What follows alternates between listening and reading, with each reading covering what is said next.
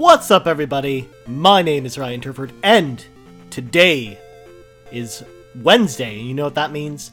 Another Zelda Wednesday right here on youtube.com/Ryan Turford. Man, that's a crazy slash right there.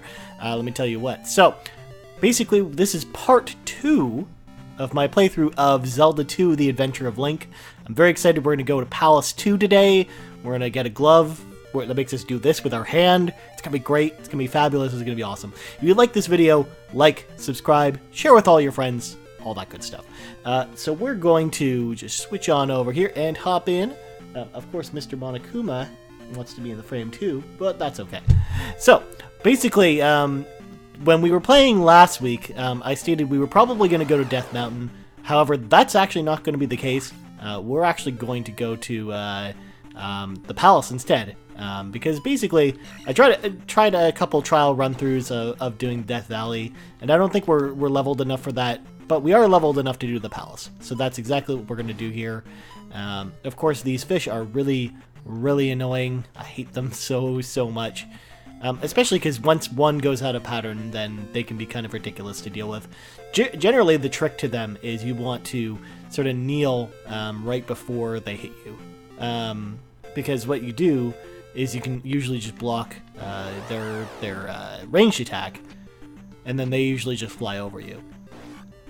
So first stop on the way to the palace, because we go to the north from Rido, which is the town we were in before, is we want to go to this little cave, because there's extra experience in here, so there's no real reason not to get it. We just have to kill these guys and sort of be patient with them. Of course, we got more of these boomerang motherfuckers, who I'm not a huge fan of. Luckily, there's a blue variety of them later that are even more of a pain in the ass, but luckily we don't have to fight those guys just yet. That'll be for next week's episode when we go to Death Mountain. So we're going to go all the way over here. Again, it's good to go to get these experience points when we can get them. No reason not to. This will generally help us out in the palace, especially when the difficulty spikes later on in the palace itself, because it is not an easy palace to do, but definitely not as difficult as some of the other places in this game. So what we want to do is go across the swamp. As we discovered last week, the swamp makes us go really slow. So we are going to run into some enemies on the way to the palace. There's no real getting around that.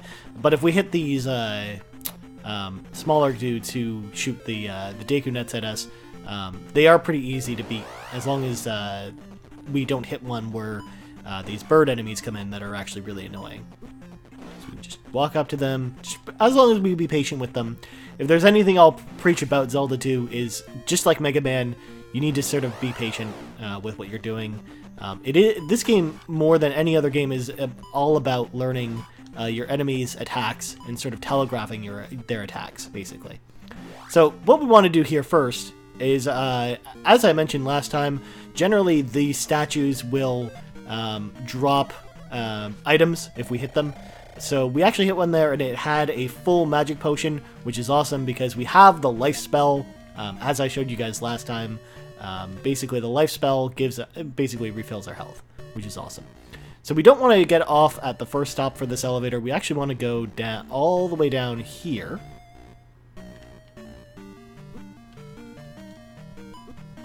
I'm sorry, we actually want to go down even further. We're going to go all the way down to the bottom. And you would normally think, Ryan, why would we want to go all the way down here? It seems like bad things are going to happen down here. Well, actually, basically this dungeon is all about gathering a bunch of keys first, and then once we have all the keys, then we can go and unlock all the doors, and it makes our lives a lot easier if we go and do things in this order. So, of course, we got another one of these dudes that are like the Hammer Brothers from Mario. Again, we sort of just have to time our jumping through their hammers with the intervals between their hammers. Again, there's always usually a bit of an opening, just to allow us to get through. Unfortunately, this one is a little bit tricky, as he basically is standing in the one spot I can jump down to actually hit him. But luckily we have the life spell, so we're okay. So basically we're going to want to go all the way back now that we have the first key, we'll get another one on the floor we were just on, and then we should have all the keys we need until we sort of get near the end of the dungeon. Or palace. I keep saying dungeon because, I mean, Zelda, it's always usually called dungeons, except for in this game. Of course, I apologize for last time. I don't know why the music didn't come through, or the audio on the game, but we fixed that this time. You should be able to hear the amazing music from Zelda 2 this time around. As promised, I mean, Zelda 2 is one of my favorite Zelda soundtracks, despite the fact that the music itself is very simplistic, but I love the palace theme. It's just so good, so good. And of course, we saw that in Smash Brothers as well. If you played Smash Brothers, especially like the traditional palace theme from the original Smash Brothers game. A lot of people don't actually know it comes from Zelda 2, which is kind of crazy. So of course, once again, we died there, but no problem. We have 2 lives, and no big deal. It's just those flying guys, as per usual.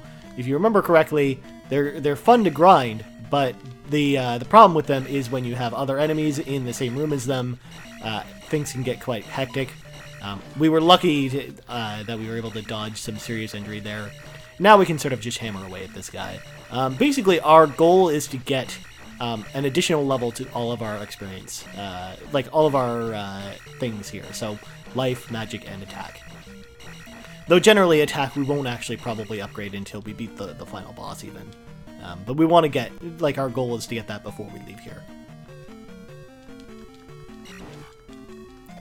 So of course we got the blue skeletons. If you remember the skeletons last time were pretty easy to beat. Now these ones are a little bit tougher because they have the downward slash, an ability that Link does get eventually in this game.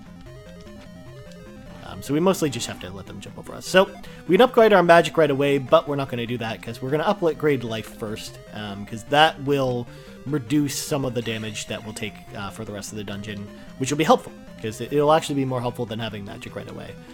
But as I mentioned, we will upgrade magic one more time before we leave. Once again, with these guys here, if there's a completely empty room, which there always will be once we kill some of these enemies, since they don't respawn, we do want to just hammer away with this guy and get him out of the way. I mean, it's worth 50 XP. That's almost enough to level our life. So we definitely want to take advantage of the fact that no one's here. Boom. Alright, so now what we're going to want to do is we're going to go all the way back to the top floor here. If we go this way, it's actually a dead end. So, unlike the first dungeon where if you go on this side there's a ferry, there's nothing there in this one. So once again, we got the blue guy.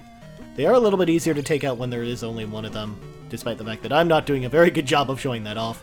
Of course, we're at a level life. It'll refill us to full health and then reduce the damage we take, which will be very, very, very helpful.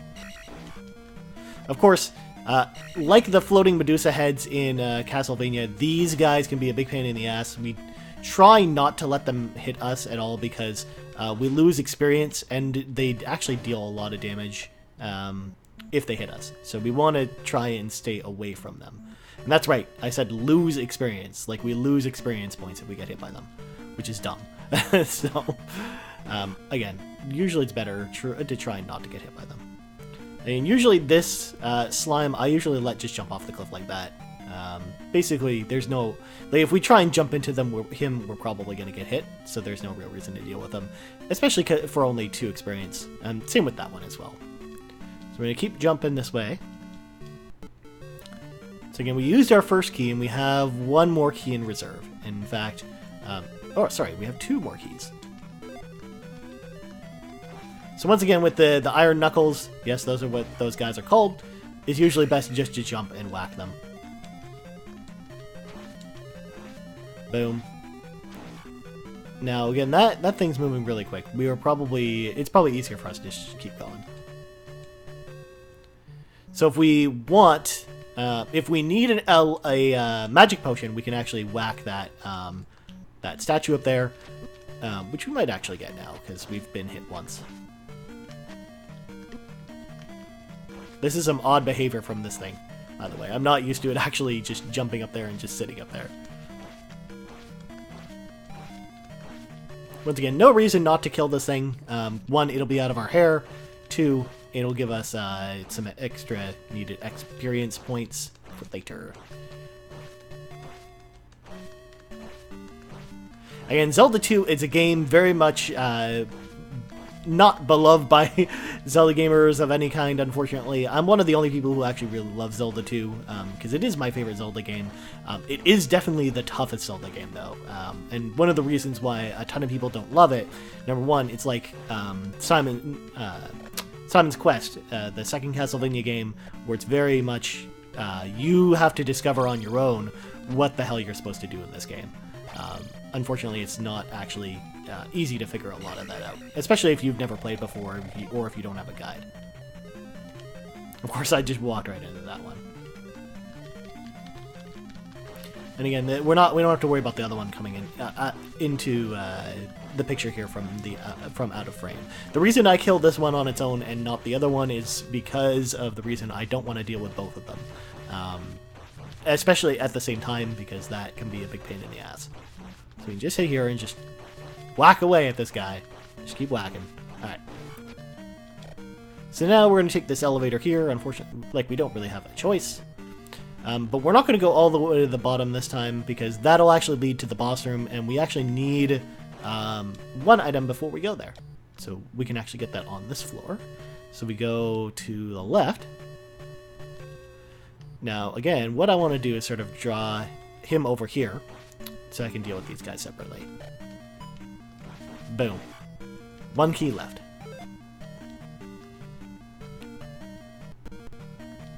Now this room, we're going to get a pivotal item that we mostly use in this dungeon and not very often afterwards. We'll actually get that pee bottle on the way back.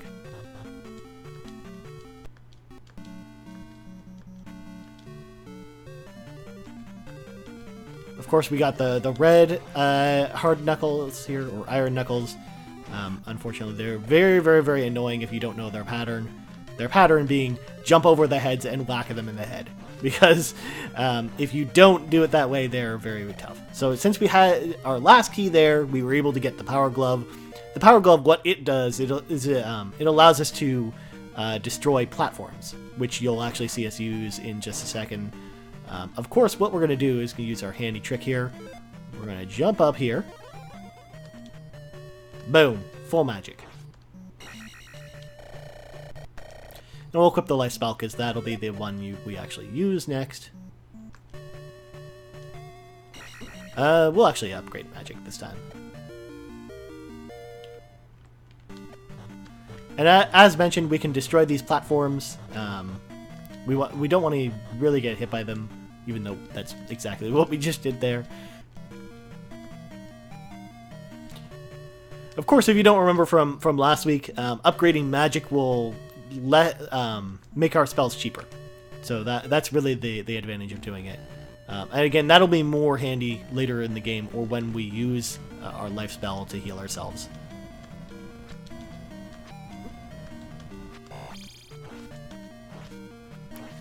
Now this room can be kind of annoying, so you just want to be patient with it.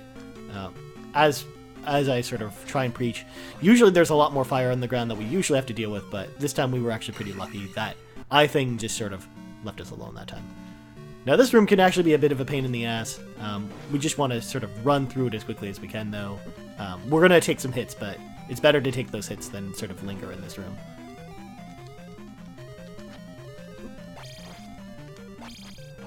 Boom.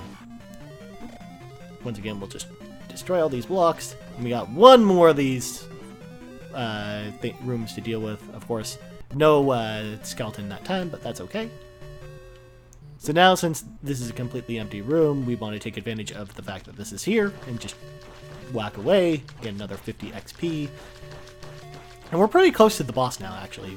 There's a couple more sections, but for the most part, we're almost there.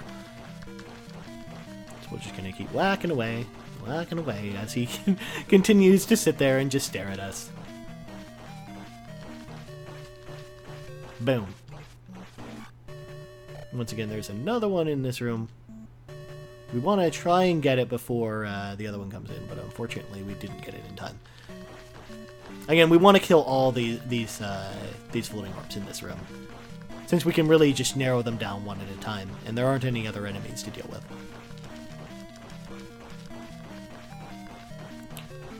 Again, this is way more enjoyable, though, than hunting for rupees from the original Legend of Zelda. I'm not gonna lie about that. Like, I fucking... if you guys remember, I absolutely hated hunting for rupees. It's the worst. We're going to just hit here and just whack away, whack away. If the ooze comes, more than likely it will actually get caught in its my sword attack when it tries to jump at us. So we really don't even have to worry about those oozes, because they're not really going to hit us. Now we want to use our life spell before we collect this magic. It doesn't give us a ton, but we really don't need any other magic for the next little while anyways. So we're going to want to go this way. And if we can catch this guy, we kind of want to do so for the reasons I just mentioned. Unfortunately, I did not do a very good job of it, and he went by, so no real way we can catch him at that point. So again, we got to sort of wait for these guys to come to us. Again, we lose experience points if we get hit by them, so they don't do a ton of damage, but I think the experience loss is actually worse than actually getting hit by them. So once again, we basically killed off that guy and got our last key, and unfortunately you can't whack that statue to get any type of magic at this point, but there will be more magic pickups before we go to the boss, so we should be okay.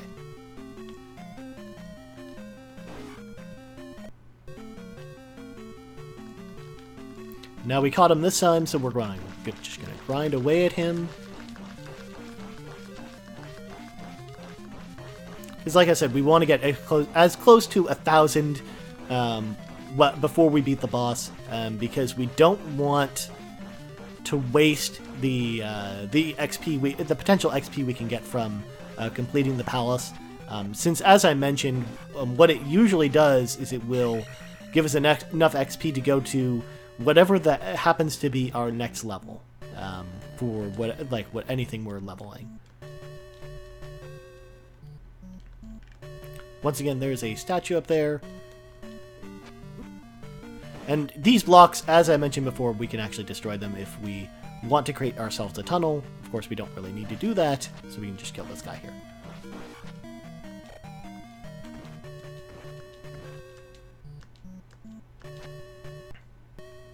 Now, there's a pea bottle down there that's really, really, really tough to get. We're going to try and get it. Nope, we didn't get it.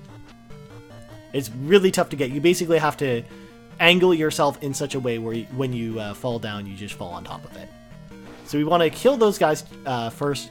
The nice thing about this room is they don't continuously respawn, because otherwise that guy right there would be a pain in the ass to deal with. But he's actually not that bad.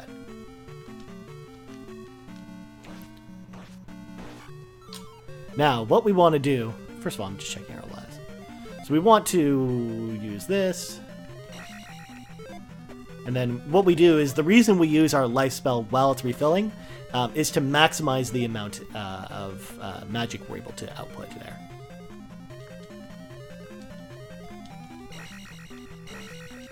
And the iron knuckle guys, we can just jump and attack. Boom. So we're basically at 929. Basically what'll happen, we should actually be safe with the experience here, because the boss itself will give us enough XP to level our attack, and then we'll be able to level something else afterwards. More than likely our magic. So basically with this boss, we knock off his head. We knock off his head again, and then basically now we just have his actual head.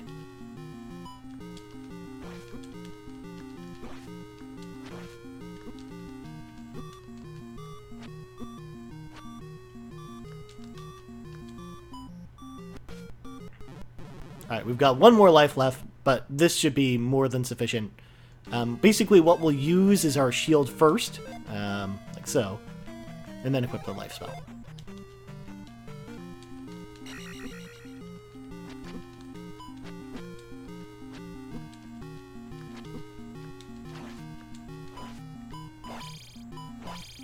Unfortunately, we have to sort of deal with his stupid heads just flying around the room.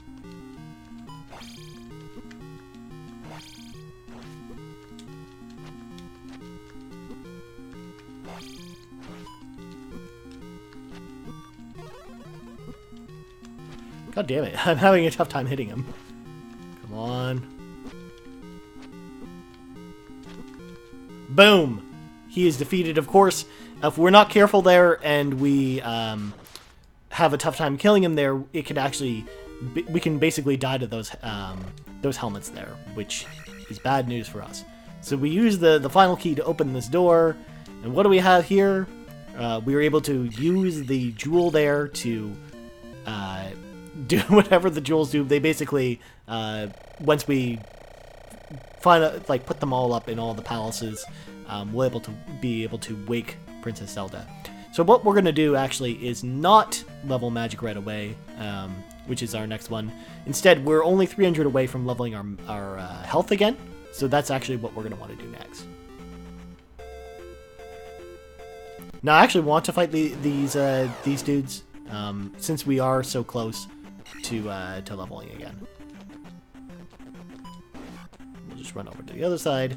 The main thing is, though, we accomplished all of our objectives by getting all the different attributes up. Also, we want to level it before we die again, because if we die again, we will lose all of our experience again. We're taking a bit of a gamble here, but I'm confident that we'll be able to get 300 experience without dying again, especially since we have the spell to heal ourselves. So we want to just keep going this way. Again, if we keep fighting these guys in the swamp, if we fight enough of them, we'll easily be able to level. Again, that's the most important thing to do before we go to Death Mountain. Since Death Mountain is incredibly difficult, it's actually really, really, really hard.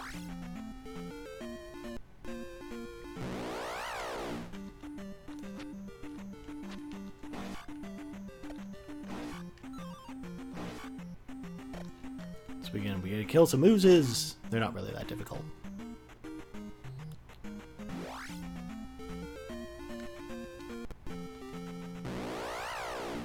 Kill some more of these guys.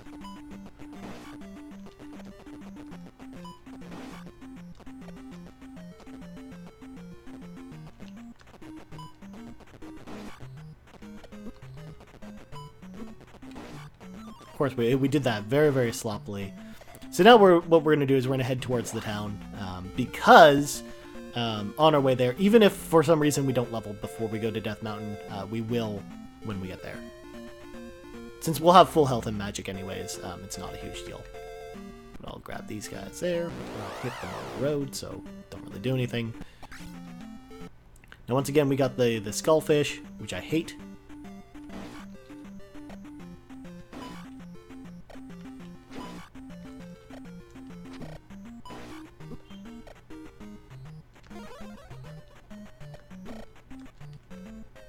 Alright, so now we're going to go to town, and we'll just hit those guys on the road so nothing happens. So once again, we have returned to the water town of Saria.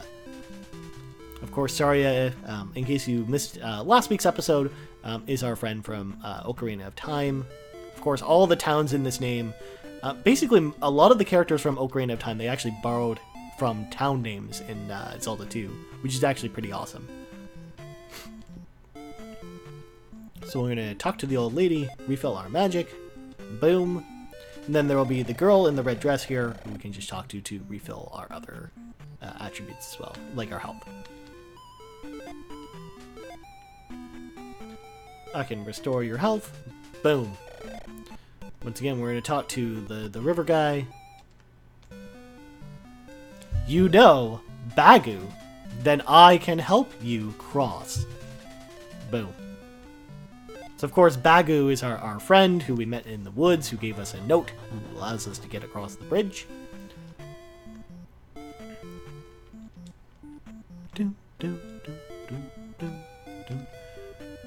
Alright, so now we have exited town and we have approached the entrance to Death Mountain, but that's actually where this episode is going to end.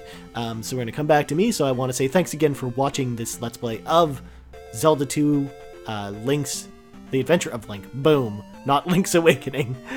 Jesus fucking Christ, what a day. If you like this video, like, subscribe, share with your friends. Of course, I am here every single day, Monday through Friday, noon Pacific time, for a new Let's Play and topic videos on Tuesdays as well.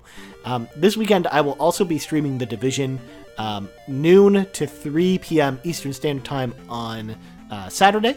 So check that out at twitch.tv/Ryan Turford. You can also find me on Twitter at Ryan Turford. That's Turford, just like the name of this channel. You can also find me on the Game Moose podcast every single week.